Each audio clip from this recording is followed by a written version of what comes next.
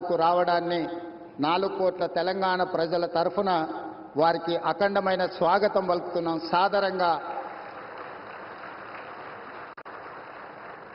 సాదరంగా తెలంగాణ అభివృద్ధిలో సహకరించినందుకు వారికి రాష్ట్రం తరఫున కృతజ్ఞతలు తెలియజేస్తున్నాం. ఈరోజు జాతీయ రహదారులు ఎన్టీపీసీ పవర్ ప్రాజెక్ట్ ఏదైతే ఉన్నదో స్టేట్ రీఆర్గనైజేషన్ యాక్ట్ 2014 ప్రకారము 4000 మెగావాట్ల విద్యుత్ ఉత్పత్తి సామర్థ్యాన్ని ప్రారంభించాల్సి ఉంటే గత ప్రభుత్వం తీసుకున్న నిర్ణయాలతో ఈరోజు 1600 మెగావాట్ల విద్యుత్ మాత్రమే ఈ 10 సంవత్సరాలలో ఉత్పత్తి చేసే పరిస్థితి వచ్చింది.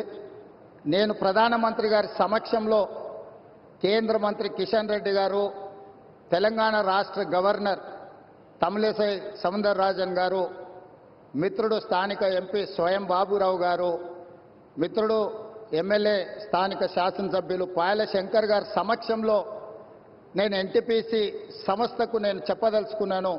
తెలంగాణ రాష్ట్ర ప్రభుత్వం మిగిలిన 2400 మెగావాట్ల విద్యుత్ ఉత్పత్తికి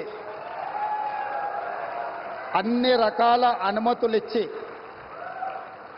రాష్ట్ర ప్రభుత్వం తరఫున ఇవ్వవలసిన అన్ని రకాల అనుమతులను ఇచ్చి తెలంగాణ రాష్ట్ర పురోగతిలో మీరు ఉత్పత్తి చేసే విద్యుత్తు 85% మా రాష్ట్రానికి ఇవ్వబోతున్నారు.